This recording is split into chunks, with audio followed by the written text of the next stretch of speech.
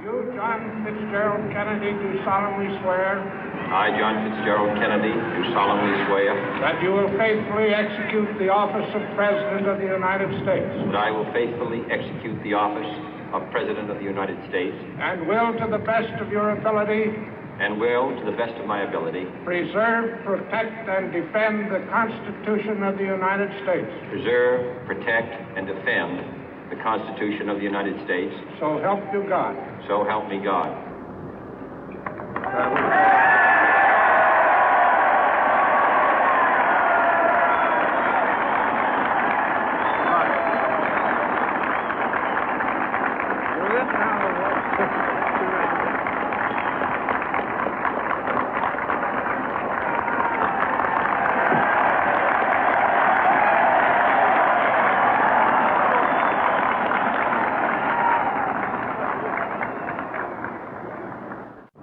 Vice President Johnson, Mr. Speaker, Mr. Chief Justice, President Eisenhower, Vice President Nixon, President Truman, Reverend clergy, fellow citizens. We observe today not a victory of party, but a celebration of freedom, symbolizing an end as well as a beginning, signifying renewal as well as change. For I have sworn before you and Almighty God the same solemn oath our forebears prescribed nearly a century and 3/4 ago. The world is very different now, for man holds in his mortal hands the power to abolish all forms of human poverty and all forms of human life. And yet the same revolutionary beliefs for which our forebears fought are still at issue around the globe. The belief that the rights of man come not from the generosity of the state, but from the hand of God. We dare not forget today that we are the heirs of that first revolution. Let the word go forth from this time and place to friend and foe alike that the torch has been passed to a new generation of Americans born in this century, tempered by war, disciplined by a hard and bitter peace, proud of our ancient heritage, and unwilling to witness or permit the slow undoing of those human rights to which this nation has always been committed and to which we are committed today at home and around the world.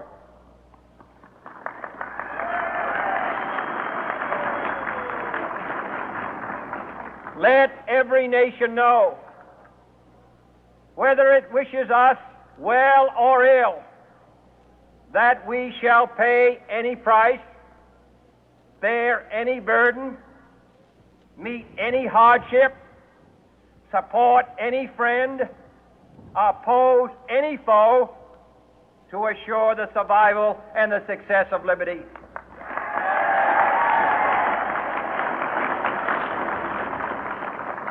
This much we pledge and more. To those old allies whose cultural and spiritual origins we share, we pledge the loyalty of faithful friends. United, there is little we cannot do in a host of cooperative ventures. Divided, there is little we can do, for we dare not meet a powerful challenge at odds and split asunder. To those new states whom we welcome to the ranks of the free, we pledge our word that one form of colonial control shall not have passed away, merely to be replaced by a far more iron tyranny. We shall not always expect to find them supporting our view, but we shall always hope to find them strongly supporting their own freedom, and to remember that in the past, those who foolishly sought power by riding the back of the tiger ended up inside.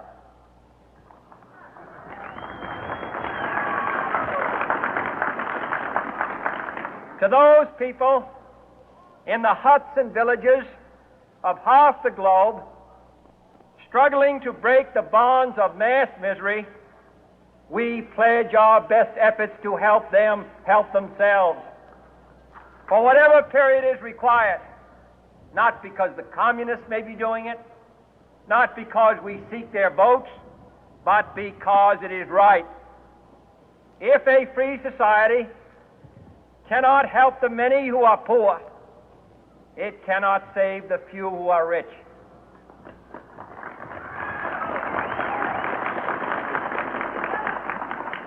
To our sister republics south of our border, we offer a special pledge to convert our good words into good deeds, in a new alliance for progress, to assist free men and free governments in casting off the chains of poverty. But this peaceful revolution of hope cannot become the prey of hostile powers. Let all our neighbors know that we shall join with them to oppose aggression or subversion anywhere in the Americas. And let every other power know that this hemisphere intends to remain the master of its own house.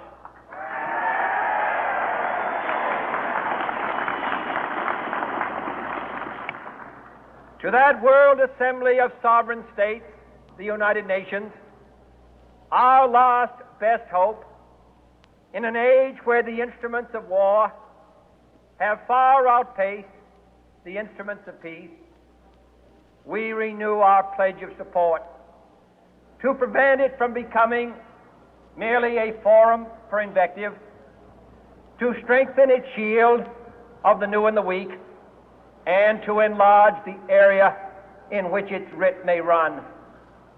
Finally, to those nations who would make themselves our adversary, we offer not a pledge, but a request that both sides begin anew the quest for peace.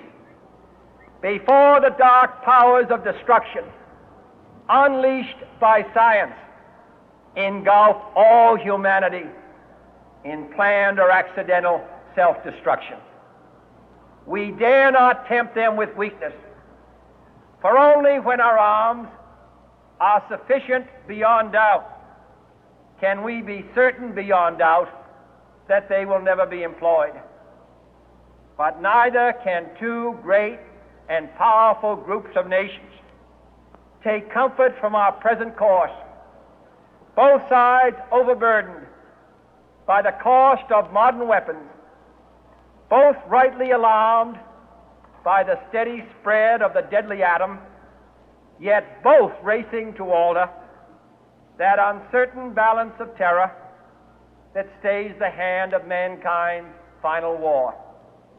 So let us begin anew, remembering on both sides that civility is not a sign of weakness, and sincerity is always subject to proof. Let us never negotiate out of fear, but let us never fear to negotiate.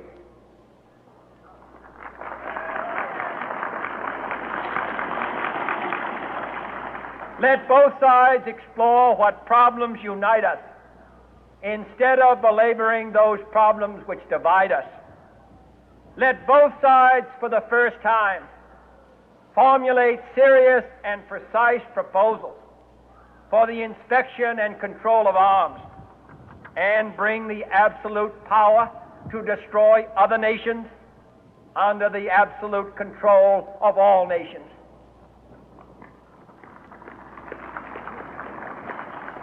Let both sides seek to invoke the wonders of science instead of its terrors. Together, let us explore the stars, conquer the deserts, eradicate disease, tap the ocean depth, and encourage the arts and commerce. Let both sides unite to heed in all corners of the earth the command of Isaiah to undo the heavy burden and let the oppressed go free. And if a beachhead of cooperation may push back the jungle of suspicion, let both sides join in creating a new endeavor, not a new balance of power, but a new world of law, where the strong are just and the weak secure and the peace preserved. All this will not be finished in the first 100 days, nor will it be finished in the first 1,000 days, nor in the life of this administration, nor even perhaps in our lifetime on this planet. But let us begin.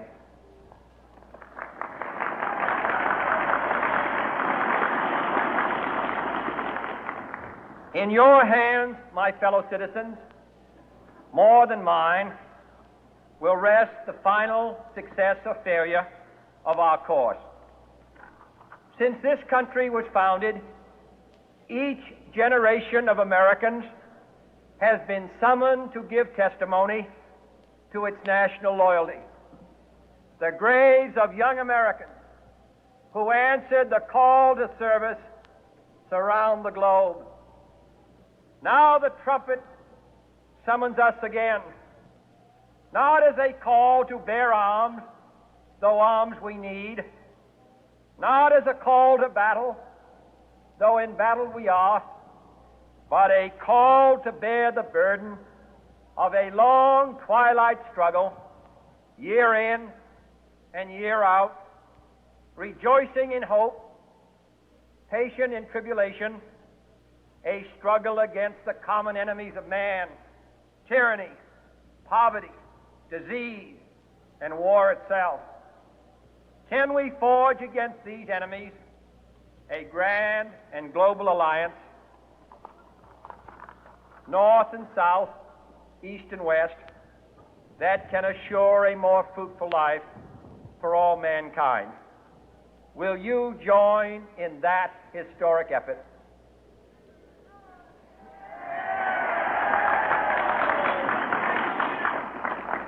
In the long history of the world, only a few generations have been granted the role of defending freedom in its hour of maximum danger. I do not shrink from this responsibility. I welcome it.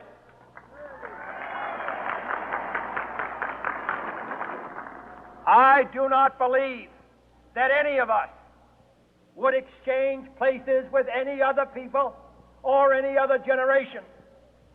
The energy, the faith, the devotion which we bring to this endeavor will light our country and all who serve it. And the glow from that fire can truly light the world. And so, my fellow Americans, ask not what your country can do for you. Ask what you can do for your country.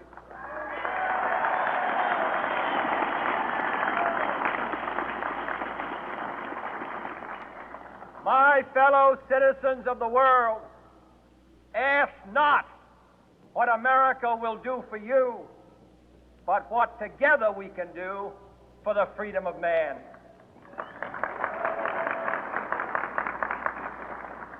Finally, whether you are citizens of America or citizens of the world, ask of us here the same high standards of strength and sacrifice which we ask of you.